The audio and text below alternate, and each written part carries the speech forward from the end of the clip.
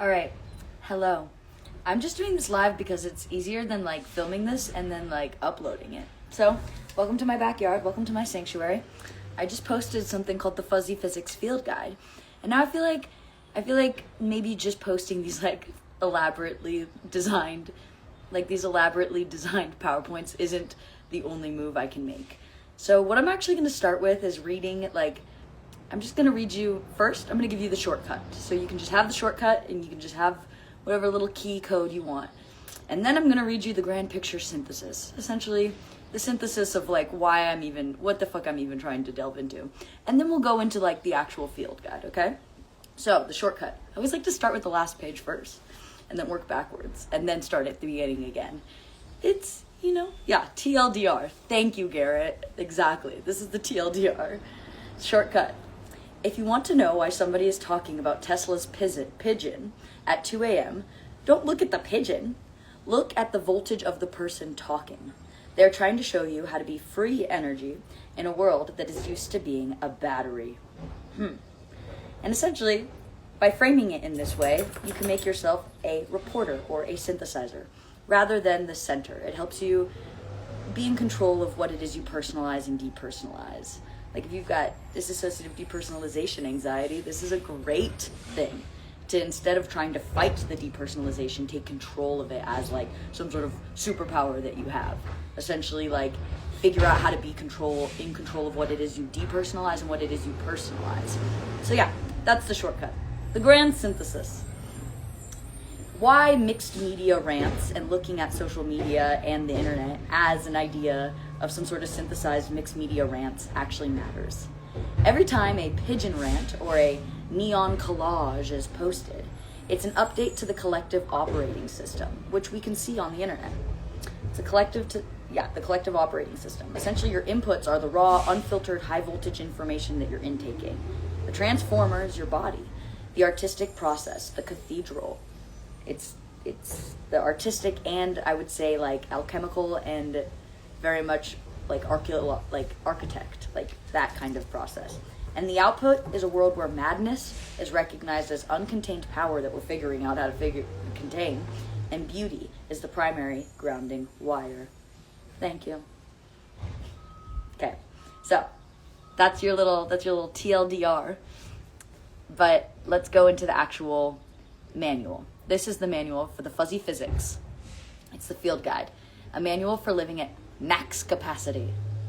The mission statement: to stop fixing the human friction and start amplifying the aliveness. This is a shift from the industrial ego, which wants to control and own, to the resonant heart, which wants to bestow and witness. The pigeon and the power plant law.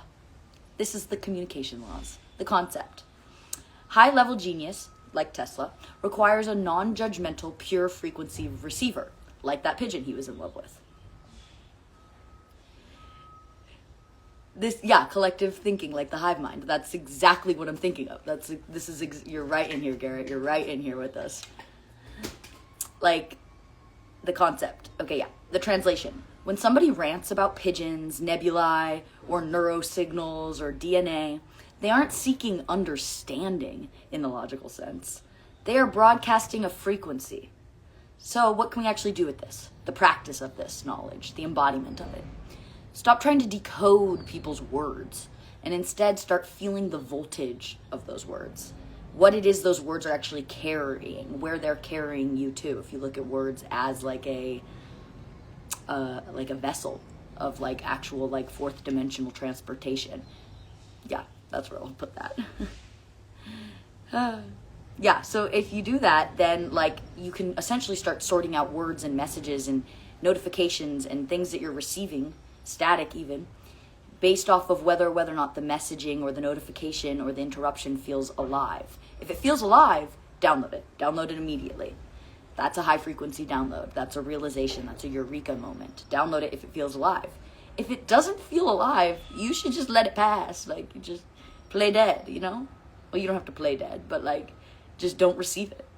Just don't give it attention, I guess. Attention is very much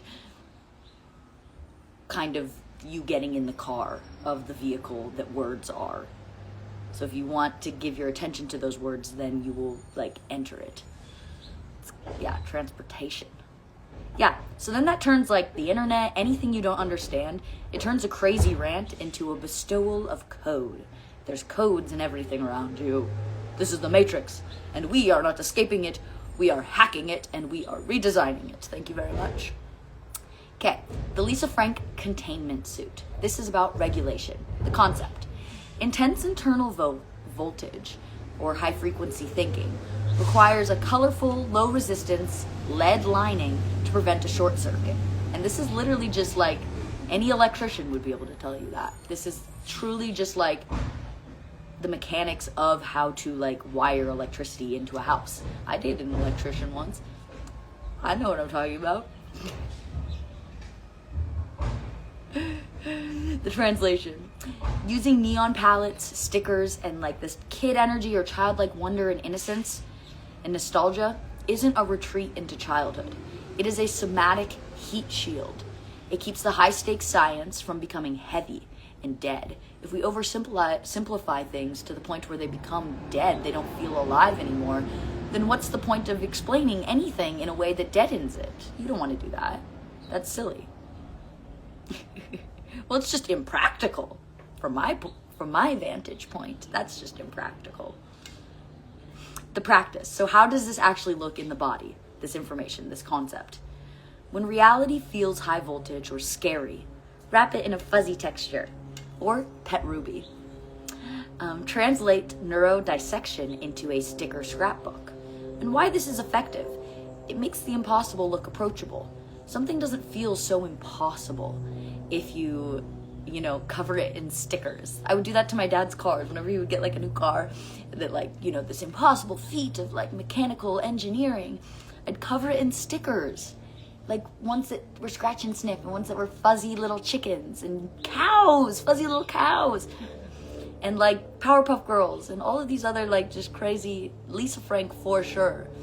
Like, and it would kind of make he loved it. He was not upset about my stickers on his windows. He was not upset about them because it was like me making my mark, but also I was like kind of making something so powerful and turning it into something approachable, something that seems impossible maybe to other timelines, other people, and making it approachable. Hi, Simon.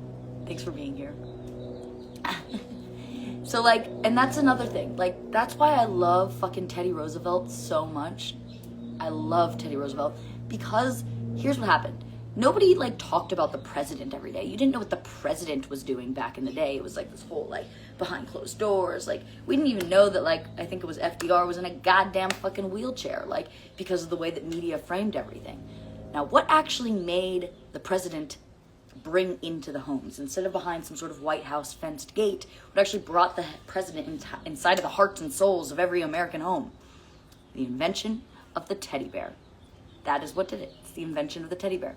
So the invention of the teddy bear, essentially, named after Theodore Roosevelt, took the idea of this presidential power, this authority, and gave it to children.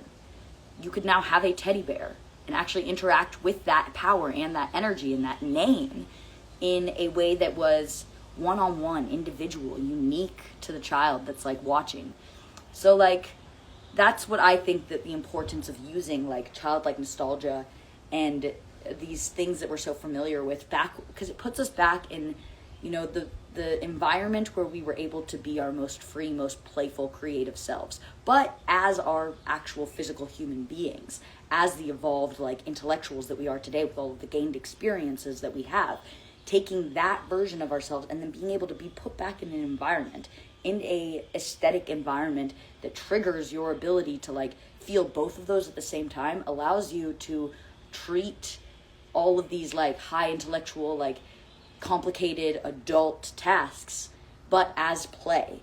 And then you can actually get shit done in a new and interesting, fun, alive, exciting way that doesn't require outside motivation because it's an internal force that ends up driving it.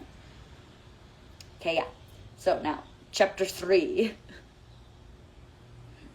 The stimming sanctuary rule. So this is about the dynamics. The concept is that all destructive or chaotic behavior is actually a biological calibration. It's stimming. So the translation of this. Friction is not a bug, it's a release of excess energy. When a system or a dog or a human or even the wind is tearing something up, it is balancing its own equation. The practice. So how you can embody this knowledge, what this looks like in your everyday life. Never ask a high voltage system to quiet down. Like I never asked my deaf dog to stop barking. Instead, join the rhythm. Shift from why are you doing that to I see you balancing your light. Why this ends the war. It removes the binary of good versus bad behavior. It's just behavior. Same with I was talking to my friend Davis last night, and I was saying to him, essentially that I asked him how he felt, and he was like, good. And he was like, how do you feel? And I was like, I feel chartreuse, baby pink, and plum. And he was like, what? And I was like, well, what color do you feel? And he was describing this turquoise, cerulean, blue energy that he was feeling. And I was like, see, now I don't have to tell you if I'm feeling good or bad. We can just paint a picture in our minds with the colors that you're feeling, the colors that I'm feeling. And that's just what it is. What are we going to say? That the colors plum, turquoise, and freaking pink and chartreuse, are bad or good? No. And yeah, he's studying to get his doctorate in neuropsychiatry, so I feel like when he approves of that method as a way of removing the catastrophizing that duality thinking creates in any sort of human being, kind of just internal gripe that can create in any mental health case, every human being having to binary thinking, I guess. So it's about making feelings and the topic of the unseen that we're all experiencing and all witnesses to, but taking that and making it non-dual, taking that and making it non-binary, essentially. But we're doing that with feelings because you cannot, that's why they're not seen. You can't put them on a two-dimensional sheet of paper because it's so much more than that. And that's why two-dimensional, you can't look at it from a binary scale. Otherwise that just leads to chaos. Not chaos, that just leads to deadness. It just kills it. That's how you kill something. You force it to be looked at in only two ways. Because what is two-dimensional? Not really necessarily alive, but when something's three-dimensional, most of the time it breathes, or it interacts in some way, like trees, or rocks, they all have a collected, it's the resonance, rather than the control of it, the resonating of it. Yeah, so, chapter 4, the approved scanner protocol, which is about relationship. The concept. The trash is literally, take out the trash. That's the concept. No. You know what? I'm going to drink a little piece of coffee and I'm going to let that trash man do his job. Without any bias from me. You can look at my cute skirt in the meantime and how it matches my chair right now, which has peacocks on it. Yeah, I very much like this skirt.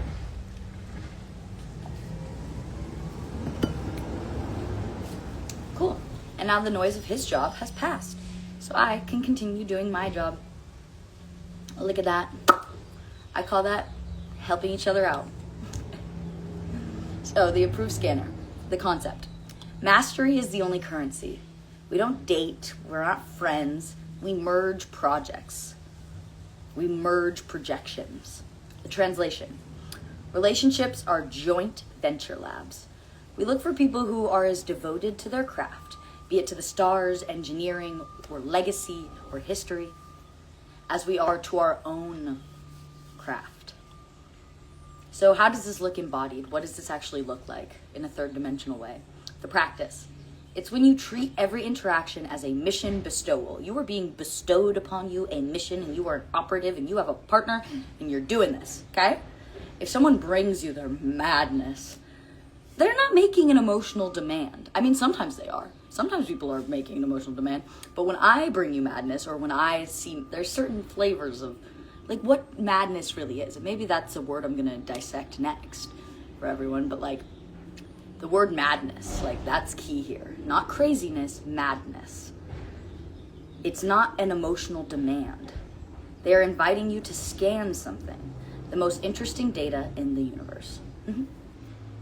And why this works. It replaces like romantic static, like all of this like whole dating game, this whole gender war, with collaborative awe. We can all be in collaborative awe with one another and with the world and with what it is we're collaborating on and within.